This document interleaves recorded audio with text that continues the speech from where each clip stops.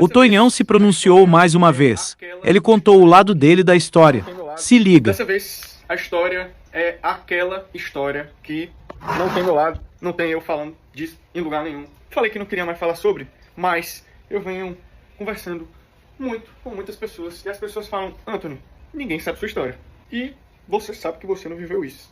Então você tem que falar isso. Isso aqui começa em janeiro de 2025. Eu tava num churrasco de despedida, que meus amigos, né, daqui de Fortaleza, me convidaram, porque eu ia viajar pra São Paulo de volta pra poder continuar rimando. O fim desse relacionamento foi terrível. Foi um término à distância, porque na sua grande maioria, eu diria em 70%, já que foram 10 meses, 70%, no caso 7 meses, foi um namoro à distância. Então, que dia foi esse e como essa história aconteceu? Agora a gente volta pro churrasco.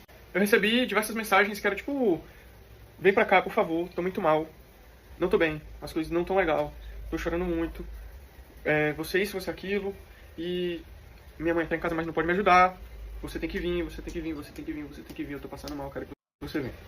Quando eu cheguei, a situação era a seguinte, tinha essa pessoa sentada na cama, chorando, com o braço com cortes, assim, sabe? Aqueles cortes, vários cortes, assim. Então a sensação que me deu, o que eu tô fazendo aqui, velho? Sentei, conversei, pedi à mãe dessa pessoa álcool e algodão pra poder limpar os cortes, né? Eu imaginei que, tipo, a primeira coisa que eu devia ter feito. Aí, fiz isso, limpei os cortes. Depois de limpo, a gente começou a conversar e eu cheguei lá umas 11 horas, 11h30.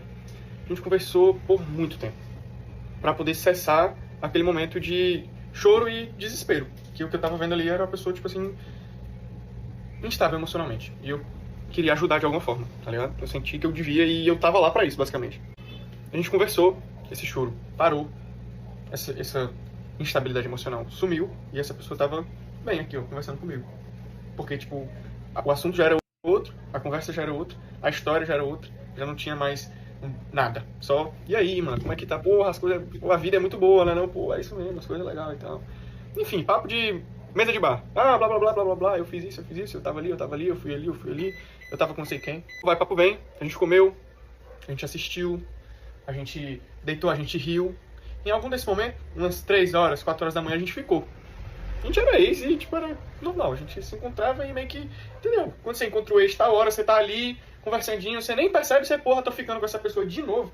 Às vezes, você nem tinha essa intenção e nem queria, mas chega nesse momento, tipo, porra, passou um momento triste, já passou tudo isso, já tava lá, vamos ficar. A gente ficou. Dormimos juntos, acordei de manhã. Levantei e pensei, tenho que ir pra casa. Porque falei pra minha mãe que ia pra um churrasco, e é, porra, 12 horas da tarde, e eu não voltei pra casa ainda. Fui lá, na mãe dessa pessoa, falei, oi, mãe dessa pessoa, tem como a senhora dar um salve ali na menina e tal, botar comida pra ela, porque, porra, tá ligado, né? É bom manter bem. Onde é que tem água aqui? Arrumei uma água lá, deixei a aguinha lá e me saí, mano, fui embora, tá ligado? Fui pra minha casa. E, como não era uma pessoa que trocávamos conversas e, tá ligado? Tipo, era sempre uma mensagem ali ou outra, não passei meses sem falar, só, não, tipo, tinha esse contato, né? De todo santo dia responder mensagem. Então, meio que foi isso que aconteceu. Continuou sendo o que era, mesmo após aquele momento ali que a gente tinha passado. O ano passou, a gente seguiu trocando mensagens esporadicamente, até o início desse mês. Que foi quando essas conversas, né, esse relato apareceu no TikTok. E tomou essa proporção que tomou, do jeito que tomou. Quando ali eu não sabia o que fazer. Eu não sabia como agir. Eu não sabia o que dizer. Eu senti raiva, senti angústia, tristeza. Eu fiquei tipo, mano, a gente se encontrou em janeiro. Em dezembro. E ela não me falou isso, tá ligado? Tipo, ela passou esse tempo inteiro sem me falar isso. Por que ela nunca me falou, tá ligado? Por que a gente não conversou sobre isso? Porque da versão da história dela, eu não tinha noção de que ela não lembrava, de que ela tinha tomado tantas gotas de não sei o quê. Eu, de verdade, não sabia, mano. Ela disse que tomou tantas gotas, 130 gotas desse Rivotril. 130 gotas, a pessoa entra em coma. 100 gotas, a pessoa também não consegue falar direito. Apatia completa. E não era isso. E não era assim que essa pessoa estava quando eu fui ao encontro dessa pessoa. Tava chorando, obviamente, mas grogue, drogada, sem consciência, sem condições, inerte à situação, incapaz. Não era isso. Não era. Eu não beijo pessoa bêbada. tá tipo bêbado demais, sabe gente bêbada demais que chega, não sei o que, já chega te agarrando porque a bebida te eleva, um pouquinho você fica soltinho e tal. Pois é, eu já acho que tipo, isso é passar do limite. Se essa pessoa, caso essa pessoa estivesse inerte, ia ligar pra ambulância, mas não era assim que ela tava chorando, mas ela tava normal. Não me aproveitei de uma situação onde a pessoa estava inconsciente, pelo amor de Deus, mano. Pelo amor de Deus. Jamais faria isso. Jamais. A mãe dela estava lá na casa, ela sabe que não foi assim que aconteceu, mas as palavras que estão escritas lá dão a entender que foi isso que aconteceu, que foi que eu cheguei, vi uma pessoa incapaz, me aproveitei da situação, deixei uma água e fui embora.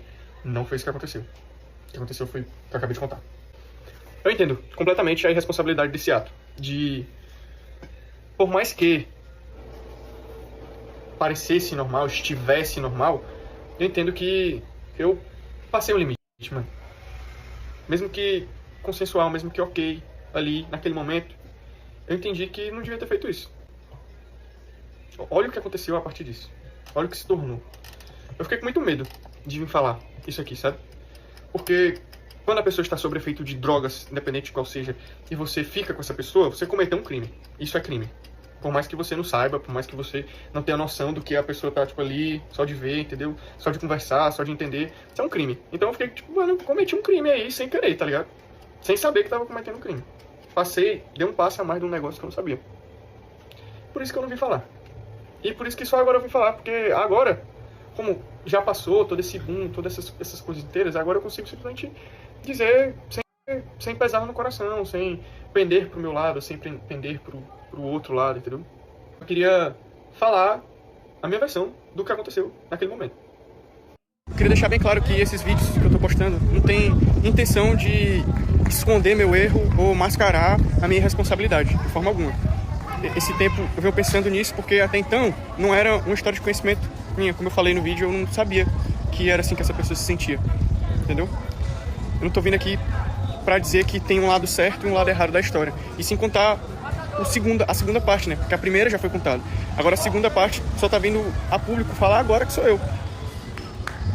É uma situação de que eu imagino que não tem uma pessoa no mundo que saiba como agir. Não tem uma pessoa do marketing que entenda como se pronuncia sobre isso de forma humana. Eu quero falar de forma humana, com realidade no que eu tô dizendo aqui. E mais uma vez, deixando bem claro, não tô dizendo que ninguém tá errado, que não sei o que lado tá certo, que lado B. Só tô compartilhando a minha visão.